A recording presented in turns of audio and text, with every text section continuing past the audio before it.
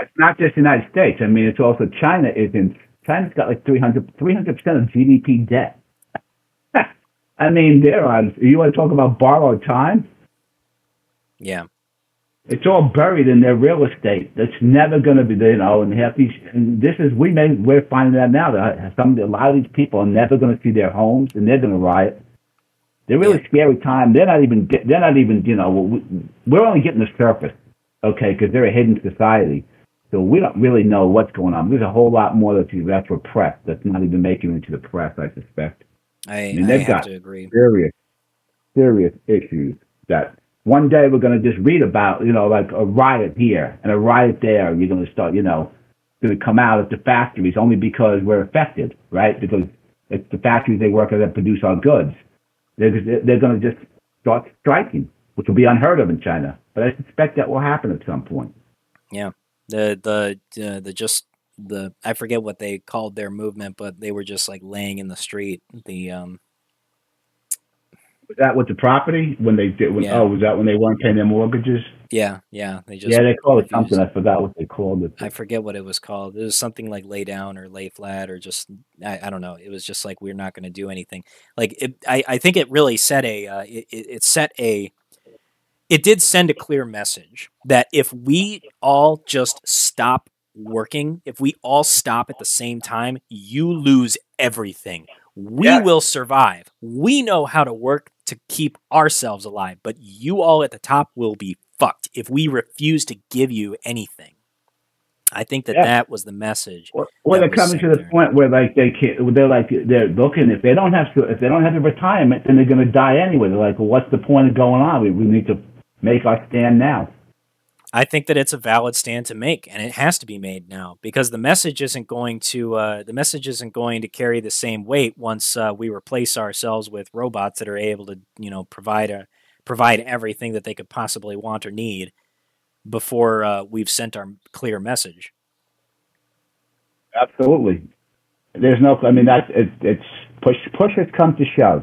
But you're right, and that's a lot of stupid decisions have been made. The Chinese have made a lot of dumb decisions and a lot of decisions they hid from the people.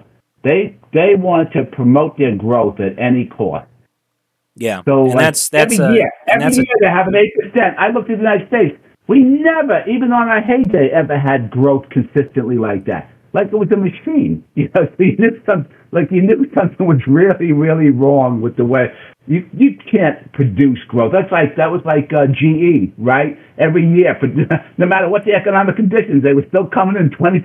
You could count like clockwork under Welch. 20% return, investment. It was incredible. You knew something was phony, and obviously what happened was Immelt tried to struggle with it and realized what he was up. He had a shitstorm, right? He had a company that was terrible.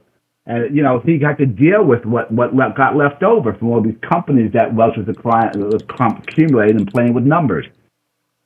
And China did the same thing. They were building, they were stimulating the economy, and there was like a lot of it went into these ghost towns. And now suddenly they're like to the point where, it's coming due. People are demanding it now, what they invested in, and they can't produce it. It's not a sustainable mode of operation by any means.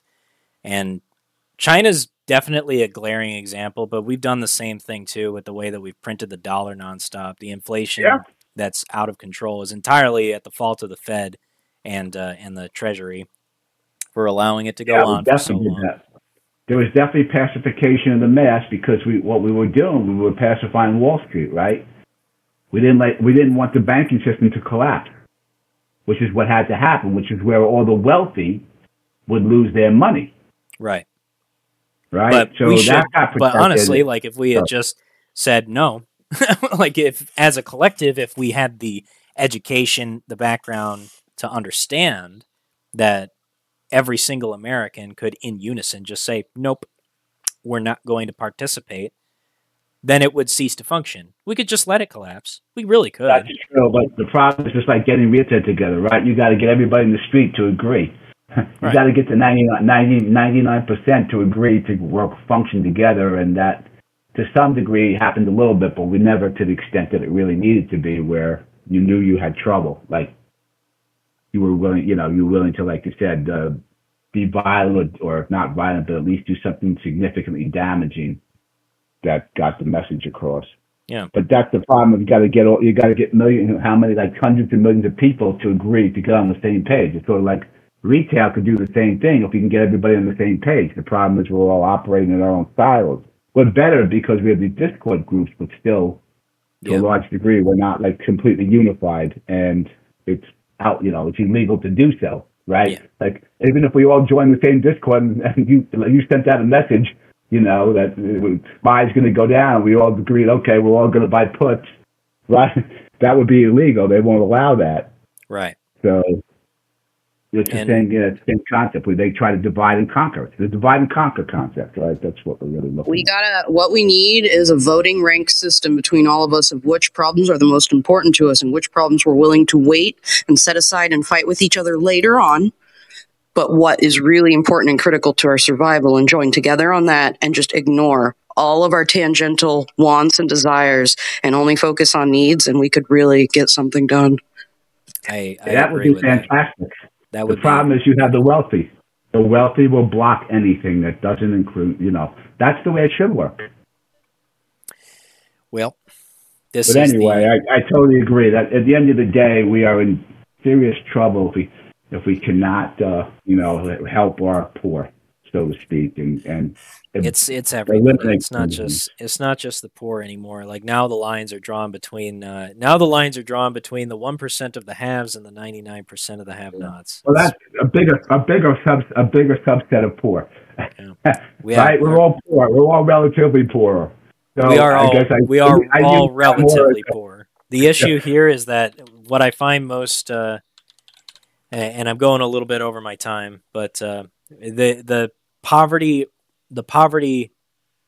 the way that we measure poverty in America itself is not even accurate anymore because it's dated to the 1960s. It's not even accurate anymore. Right. And this is what I'm going to. This is my like punchy closing here for how the system needs to be completely restructured, because the way that we calculate poverty will never accurately reflect what defines the impoverished living conditions of the average American. You're right. All I can say is you're right. They changed the definition of it like they did with the CPI, right? Yeah. I'm trying to. Well, they just never changed it. Actually, is just the case. They've just never updated it. God, I'm trying to find. I'm trying to find the original. Here it is. This was the article that I had pulled out. This was from the Washington Post. That the official U.S. poverty rate is based on hopelessly out of date metrics. And when I read this, I was just absolutely floored with the realization of how skewed the data is because of what their metric is for poverty. The original setting for the poverty metric is based on the early 1960s, I think 1963, economic food plan and economy food plan. So the value of your what determines if you are under the poverty line or the cost or your median household income is what dictates whether you're above or below the poverty line. And that line is based on 3 times the value of a, quote, economy food plan developed by the Agriculture Department in the 1960s, which consisted almost entirely of the cheapest available cereals, flour, sugar, and milk. And that was it. Like that was the necessities for for an economic food plan. So it's 3 times what it costs you to get milk, flour, sugar, cereal, and maybe like a little bit of meat and vegetables. Like, and it was based on the horribly outdated food pyramid, which we know today is terrible, absolutely terrible for you. Yeah. So, no, I mean, it's the food pyramid was designed to convince people to buy the cheapest shit available and eat only what you could afford, and it was designed specifically to fight the inflation problem. That's what it was for. And the poverty line now that we have hit 11.4% according to that statistic is terrifying to me, because the median household income really is going down. Median household income is continuing to decline. The poverty metric hasn't changed. Housing costs are going up. Inflation costs, the cost of everything due to inflation is going up, and everybody is suffering. The other hilarious and stupid metric is that the antiquated government food plan assumes the existence of a frugal housewife that cooks all meals at home, and that the man is working 8 to 12 hours per day. Yeah, very different. Very different. 1960s was basically a lot more sustainable society than we have today. Yes, you can't compare it. There's no question. It's totally skewed. And the official poverty threshold is, it only accounts for an additional 2,100, or let's see, it was so for a family of 2 adults and 2 children was just under $25,500, roughly $2,100 a month. Dude, I don't even think that I would be able to afford groceries and gas on $2,000 a month. You certainly couldn't afford to live in an apartment, not even a 1-bedroom. No, of course not. That would take up almost all your after-tax income just for that, realistically, here in Atlanta anyway. I'm going to pull up the lowest median rent price in the United States according to Rent Cafe is in San Antonio. Average rent there is $1,281 for a 861 square foot apartment. That was a 1-bedroom apartment where I was living with myself and my. Is that where you were? You were in San Antonio for a while? I wasn't in San Antonio, but that was I was paying. I was paying about. Let's see. I want to interject. They also, if you have a kid in a 1-bedroom apartment, you're not allowed to live there anymore. You're forced to upgrade to a 2-bedroom. They won't even let you live there. You have to upgrade. That's right. If you are part of this, there's a law now that if you are living in, if you have a child, you need to have a 2nd bedroom. And I don't know if it's a law, but a lot of apartments won't let you. Like, it's written into your lease. There can only be so many people per bedroom in your contract. No, it's according to child protection. Child protection law dictates that children must have a separate bedroom, and you can only have 2 kids per bedroom. I had no idea. Great.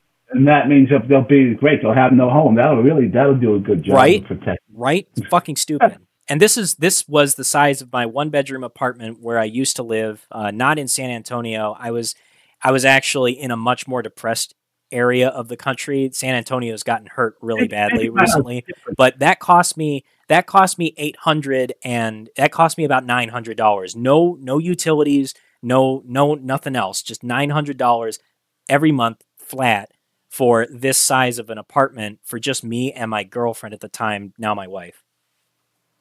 Where was this? Where did you live? I don't want to say, but it was Midwest. It was like Midwest to East Coast. Right. It was a pretty economically depressed area. It was economically depressed. Okay, just to get an idea. I would say definitely in the top, probably in the top 5, if top 5 or top 10 most economically depressed areas. Yeah, so it was below average, right? It was a below average area. Well below average, definitely. Okay. So my rent was cheap. My rent was cheap as hell. And I know that people wouldn't have been able to afford it. And my apartment was like, I was kind of slumming it, honestly, because I had just moved out for the first time. It was like, it was about 9, it was like 8 years ago. It was 8 years ago. And it cost me $900 per month. And now San Antonio, Texas, which is the most depressed and lowest rent on average in the United States, according to Rent Cafe, for that same size bedroom, a 1-bedroom apartment is that low, is that high. It's ridiculous. And I know that people in cost of living has gone up here. Yeah, people living in like anywhere else in the country that have to get like a 1 or a 2 bedroom apartment. I have a 2 bedroom apartment. It's a nice apartment, but it's still just a 2 bedroom. It's like 1,250 square feet, maybe 1,300 square feet, and it cost me over 2,500 a month just for the rent. Not and that doesn't cover any of my other utilities. So it's gotten really crazy, and I can absorb that cost, but Jesus, I know so many other people that can't. Like I have a good, comfortable job. I have a comfortable career. It pays for what I need, and that's good. I am a exception and an outlier. There are many other people that need way more assistance than just to live a comfortable most of the life. Most of the country, you probably are in the top 10% earners, to say that, I would imagine, if not higher.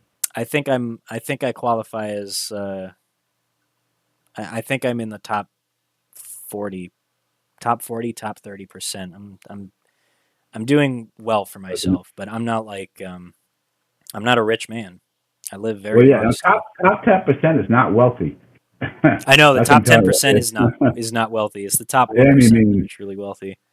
I imagine, that I'm in the top 20% now, let's say, earnings wise, and I'm not wealthy by any means. I mean, I'm just barely getting by. Oh wow! I didn't even know this. I am top 10%. I make just a little bit more than this. I don't think you realize how bad it is. Like this is how the distortion is. You could be in the top 10%, and you're just getting by as if you're like what used to be like really middle class. I feel like I'm living like what middle class was like. Like I feel like a guy. If I was growing up in the 90s, I feel like I'm living now how I would have been living after just getting out of college. With my recently married wife. That's what it used to be in the 60s and 70s. That's what it was. That's what I'm trying to tell you. It's so distorted now. You can be in the top 10%, and you're barely able to function. You're just getting by, like you said. Like I feel really sick now. That's how bad it is. I don't mean to distort. I don't mean to be spread the bad news, but like you can be in the top 10% and you're not doing that well. That's the message. That's what's telling you how things, how wrong things are. Yeah, it's terrifying. Man. That's why the animosity. That's why we have the politics the way we do now. Dude. People are absolutely in denial because they can't face their reality. So they're very frustrated, and they not going to start a revolution by themselves, but they start, looking for identity and validation and everything else. It also causes a ton of personal problems, right? Because you're not getting ahead, and in a lot of cases you can't get married, and if you get married, you can't have kids, right? The whole American dream, unless you're in the top 5%, you can't afford kids. You can't. I mean, you'll never get a house if you have a kid before that, right? I mean, the cost of a 2-bedroom, you're forced into a 2-bedroom, which there goes your savings. Jesus, the lower 50 percentile is making less than the median income. And then you have what's his face from Scott it sends an idiotic message to tax the bottom 50%. They're not paying enough. Wow, I don't know what planet 68%. 68% of the country is making less than the average. This is how much, and I don't think that this is even accurate now. I have to question the accuracy of this completely. Oh yeah, it's in other words, it's not the median. The average is not the median. They're two different things, right? So you have the average of people. When people use average, it's distorting itself. The 99% are making the 99%. The top 99th percentile is making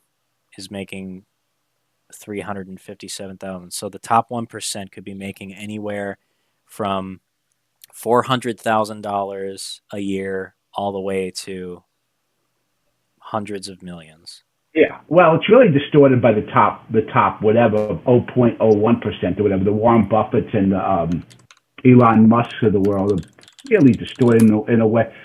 We saw it back in the 1920s, right? That was the first Gilded Age, but this blows that away. Yeah. I remember reading this article a long time ago. This was pretty old. Yeah, 2017.